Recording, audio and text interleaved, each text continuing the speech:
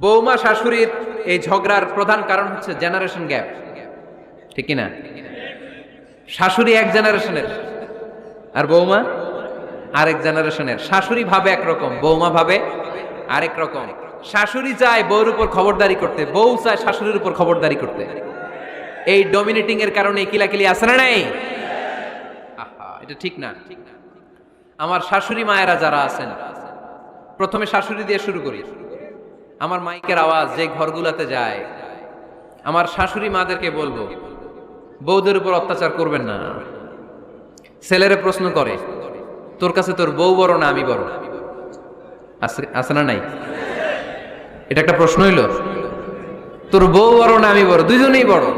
তো এক ছেলে সুন্দর উত্তর দিছে, আমার কাছে ভালো লাগছে উত্তরটা শুনে। এক মা প্রশ্ন করছে, তোর এতদিন আমি লালন পালন করে বড় করলাম, জীবন যৌবন তোর জন্য শেষ করলাম, আজকে বউ পাইয়া বউ তোর আপন হয়ে গেল? এবার ছেলে উত্তর দিচ্ছে, মা, আমার মুখ থেকে মা ডাক শোনার জন্য তুমি কি কষ্টটাই না করছো জীবনে। 10 মাস আমার পেটে ধারণ করলা, খাইতে পারো নাই, বমি করছো, খালি ওষুধ খাইছো, তোমার পেট কেটে আমার বের করা হয়েছে, 2 বছর আমার দুধ খাওয়াইছো, পেশা পায়খানা পরিষ্কার করেছো। বয়স যখন 3-4 তখন তোমার আমি মা ডাকছি। এই মা ডাকটা শোনার জন্য তুমি এত কষ্ট করছো। আর আরেকবারের মাইয়া এই ঘরে আইসাই তোমার মা ডাকা শুরু করছে। যেই মেয়েটা তোমারে মা ডাকে সে আমার আপন হবে না কেন মা? ঠিক না? এই মা ডাক শোনার জন্য তুমি এত কষ্ট করলা, আমার লালন পালন করলা, 10 মাস পেটে ধরলা, পেশাব পায়খানা পরিষ্কার করলা, এরপরে মা ডাক শুনতে পারছো। আর আরেকবারের মেয়ে জানা নাই চিনা নাই এসেই তোমার ডাকা শুরু করছে মা। তো যে আমার মারে মা ডাকে তার স্থান তো আমার কলিজায়, ঠিক কিনা? শাশুড়ি আম্মারা যারা আছেন, প্লিজ বৌমাদেরকে কষ্ট দিয়েন না। অনেক শাশুড়ি আছে পান থেকে চুন খসলে রেগে যায়, পদে পদে স্ত্রীর ভুল ধরে, বউয়ের ভুল ধরে, আছে না নাই? এটা করবেন না। সে তো নতুন, আপনার অনেক এক্সপিরিয়েন্স হতে তার সময় লাগবে। তাকে সময় দিন, তাকে ভালোবাসুন, ঠিক কিনা? না বুঝে সামান্যতে বৌমারে বদদোয়া দেয়, এরকম আছে না নাই? কিন্তু বুঝতে চায় না, বৌমারে যদি বদদোয়া দেয় তাহলে তার নিজ ছেলের পরিবারের ক্ষতি। পেটে ধরা যে ছেলে, ছেলের পরিবারের কিন্তু ক্ষতি, তার আপন নাতি নাতনিদেরই ক্ষতি। আওয়াজ করে বলেন ঠিক কিনা? বৌমাকে বদদোয়া দিয়েন না। বৌমাকে নিজের মেয়ের মতো দেখবেন। সমাধান আমি দিচ্ছি। কেমন দেখতে হবে? নিজের মেয়ের মতো। নিজের মেয়ে সকালে ঘুম থেকে ওঠে 11টা, ওইটা সমস্যা নাই। বৌমা কেন উঠলো না, ওইখানেই ঝামেলা, আছে না নাই? মেহেরবানি করে আপনার বৌমাকে আপনার নিজের মেয়ের মতো দেখেন। নিজের মেয়েরে যেমনি আদর করেন তাকেও অমনি আদর করেন। আপনার বৌমারে যদি আপনি কষ্ট দেন, মনে রাখবেন আপনার নিজের মেয়েটাও আরেকবারের বউ হয়ে কয়েকদিন পরে যাবে। আপনি যা যা করবেন আপনার মেয়েকেও তারা ওই রকম কষ্ট দিয়ে বাড়িতে ফিরিয়ে দিবে। চিল্লায় বলেন ঠিক কিনা? খবরদার, টিট ফর ট্যাট। ইট্টি মারলে পাটকেলটি খেতে হয়। এজন্য শাশুড়ি আম্মা জানারা যারা আছেন, বৌমার সাথে খারাপ আচরণ করবেন না মেহেরবানি করে। তাকে আপনি কষ্ট দিলে আপনার নিজের মেয়েটাও আরেক বাড়ির বৌমা হবে, সেও ওই বাড়িতে এই কষ্টগুলো ভোগ করবে। এগুলো যখন আপনি শুনবেন তখন আপনার চোখ দিয়ে পানি পড়বে কি পড়বে না? পড়বে। এবার আসেন বৌমার কথা বলি। বৌমা যারা আছেন মেহেরবানি করে, বৌমা যারা আছেন মেহেরবানি করে আপনার শাশুড়ি আম্মাকে নিজের মায়ের জায়গায় রাখবেন। আপনার বাড়ি ছেড়ে নতুন বাড়িতে আসছেন, তো এটাই তো আপনার বাড়ি। আপনার মা রেখে দিয়ে নতুন মা পাইছেন, এটাই তো আপনার মা। তো উনাকে মায়ের জায়গায় বসাতে আপনার সমস্যাটা কোথায়? বৌমারা খেয়াল রাখবেন, আপনি আপনার শাশুড়ির সাথে যে আচরণটা করতেছেন, আপনার শেষ বয়সে আপনার ছেলের বিয়ে দেওয়ার পরে যে বৌমাটা আসবে ওই আচরণই আপনাকে ফিরিয়ে দিবে। The nature has its own return. প্রকৃতির একটা মাইর আছে, এটা শেষ মাইর, এটা শেষ খেলা। প্রকৃতির খেলা বড় খেলা। আপনি আপনার শাশুড়ির সাথে যে আচরণ করবেন, আপনার শেষ বয়সে আপনিও একদিন শাশুড়ি হবেন, এটা মাথায় রাখবেন। ওই আচরণই আপনি ফিরে পাবেন। আওয়াজ করে বলতে হবে ঠিক কিনা?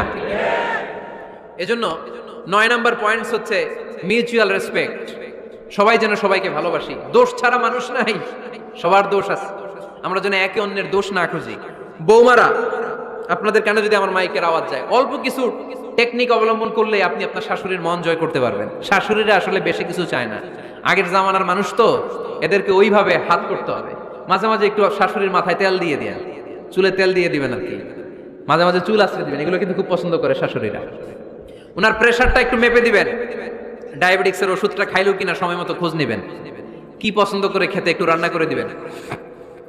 যেই বক্তার ওয়াজ শুনতে পছন্দ করে ওই বক্তার ওয়াজগুলো ডাউনলোড করে শাশুড়ি আম্মাকে দিবেন, ইসলামী বই দিবেন। দেখবেন বয়স্ক নারীরা মাহফিল যেতে খুব পছন্দ করে, ওয়াজ শুনতে খুব পছন্দ করে, নবীদের কাহিনীগুলো শুনতে পছন্দ করে। বসায় বসায় একটু কাহিনীগুলো শোনাবেন। বাইরে বেরোলে জিজ্ঞেস করেন, আম্মা আপনার কিছু লাগবে কিনা। আরেকটা টিপস আছে, চুল যখন আশ্রাবেন আর শাশুড়ির মাথায় যখন তেল দিয়ে দিবেন তখন অতীতের কথা জিজ্ঞেস করেন। দেখবেন অতীতের স্মৃতিতে হারিয়ে গিয়েছে আপনার শাশুড়ি। কি জিজ্ঞেস করবেন জানেন? জিজ্ঞেস করবেন, আম্মা জান মুক্তিযুদ্ধের সময় আপনার বয়স কত ছিল? ওই সময় মুক্তিযুদ্ধের সময় আপনাদের এলাকায় কি কি হয়েছিল মা? আরেকটা প্রশ্ন করবেন, মা বিয়ের সময় আপনি কেমন ছিলেন? ওই দিন দেখবেন বুড়ি আর বুড়ি নাই, জুয়ান হয়ে গেছে। ওই দিন বলবে, মা আমি অনেক সুন্দরী ছিলাম, আমার মাথায় অনেক চুল ছিল, আজকে নাই। আমগো গ্রামে আমার সাথে সুন্দরী মাইয়া ছিল না। অতীতের স্মৃতিতে স্মৃতি হাতরাতে হাতরাতে তিনি হারিয়ে যাবেন। জিজ্ঞেস করবেন যে, মা শীতকালে আপনাদের দেশে কি পিঠা বানাতেন আপনি যখন ছোট ছিলেন? আপনার বাপ চাচারা কি করতো? এগুলো জিজ্ঞেস করলে উনি স্মৃতির পাতা হাতরাতে হাতরাতে চোখ দিয়ে দাঁড় দাঁড় করে ওনার পানি ঝরতে শুরু করবে। আপনার জায়গায় ওনার হৃদয়ের মনি কোঠায় এমন জায়গায় পৌঁছবে আপনার ছাড়া উনি কিছুই বুঝবে না।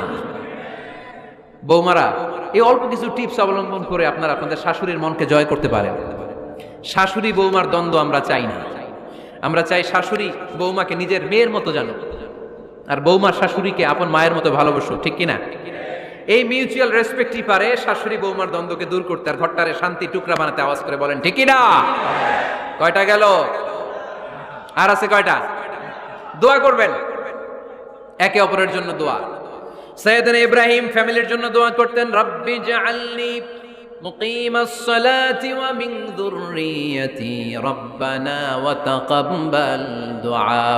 ও আল্লাহ আপনি আমার নামাজ কায়েমকারী বানান, আমার কলিজার টুকরা সন্তান ইসমাইলকেও নামাজ কায়েমকারী বানান, আমার দোয়াটা আপনার দরবারে আপনি কবুল করে নেন। সুবহানাল্লাহ পড়েন।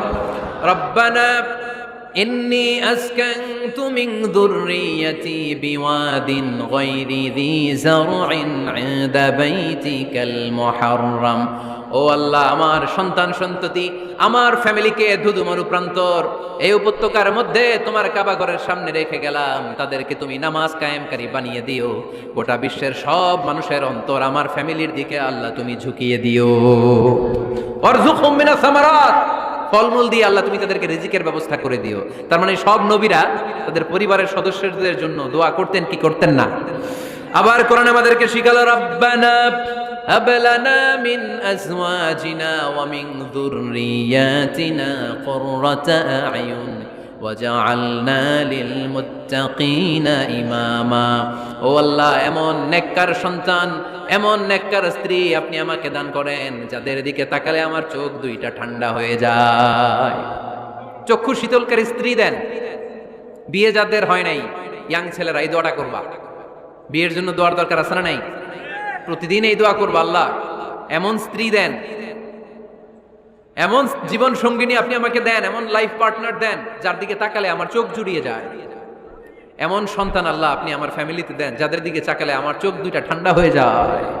নেককার সন্তান নেককার স্ত্রী আল্লাহর কাছে দোয়া করে চেয়ে নিতে হয়। তাহলে ফ্যামিলি মেম্বার একে অপরের জন্য দোয়ার দরকার আছে না নাই? বাবা দোয়া করবে ছেলের জন্য, ছেলে করবে বাবার জন্য, মা দোয়া করবে মেয়ের জন্য, মেয়ে করবে মায়ের জন্য, ভাই করবে বোনের জন্য, বোন করবে ভাইয়ের জন্য। দোয়ার দরকার আছে না নাই? দোয়া করবেন সবাই সবার জন্য। এই যে কোরআনের বঙ্গানুবাদ পাওয়া যায় না এখন, কথা বলেন। স্মার্টফোন আছে কার কার দেখি? হ্যাঁ, কারা কারা স্মার্ট দেখি? হাজার হাজার স্মার্ট, মাশাআল্লাহ। এই স্মার্টফোনের ভেতরে আল কোরআন নামে বাংলায় কোরআনের একটা অ্যাপস পাওয়া যায়। কথা বলেন, পাওয়া যায় কি যায় না? আজকে থেকে এই অ্যাপসটা ডাউনলোড করে প্রতিদিন 1 আয়াত 2 আয়াত 3 আয়াত করে পড়া শুরু করে দেন। বাঁচতে হলে পড়তে হবে, বাঁচতে হলে জানতে হবে, ঠিক কিনা? এই স্লোগান আমাদেরকে শিখায়। এই স্লোগান তো আল্লাহ এই স্লোগান দিয়েই তো আল্লাহ কোরআন শুরু করছে, ইকরা বিসমি রাব্বিকাল্লাযী খালাক। বাঁচতে হলে জানতে হবে, বাঁচতে হলে পড়তে হবে, পড়ার কোনো বিকল্প নাই। আওয়াজ করে বলেন ঠিক কিনা? সুজানগরের রায়েরা মোবাইলের অ্যাপসের ভিতরে আমরা কোরআন রাখতে রাজি আছি তো সবাই? হাদিসের অ্যাপস ডাউনলোড করতে রাজি আছি তো? বাস রাজি আছি, ডাউনলোড করে রাখা দেবো, আর কেউ পড়বো না নাকি? হ্যাঁ, প্রতিদিন একটা আয়াত হলেও যেন আমরা পড়ি। আল্লাহ যা বলা দরকার সব বলে দিয়ে গেছে, নতুন করে আর কিছু বলবে না। আমরা যেন পড়াশোনা করি, আমরা যেন একটা পাঠাগার বানাই। আবারও কখনো আসার সুযোগ হইলে আমি জিজ্ঞেস করবো, যদি আমার মনে থাকে যে আপনাদের পাঠাগার আছে কার কার ঘরে, সেদিন সবার হাত তুলতে হবে। এমনি পারা যাবে তো? আল্লাহ তুমি তৌফিক দাও।